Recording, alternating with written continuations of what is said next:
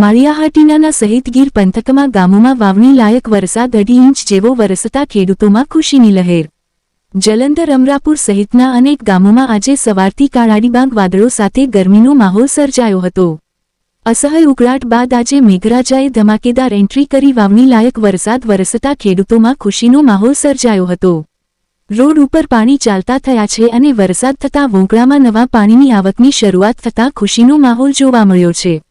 આજે પ્રથમ વરસાદે જ 2.5 ઇંચ જેવો વાવણી લાયક વરસાદથી ધરતીપુત્રોમાં આનંદની લાગણી ફેલાઈ। રિપોર્ટ પ્રતાપસિંહ સોદિયા।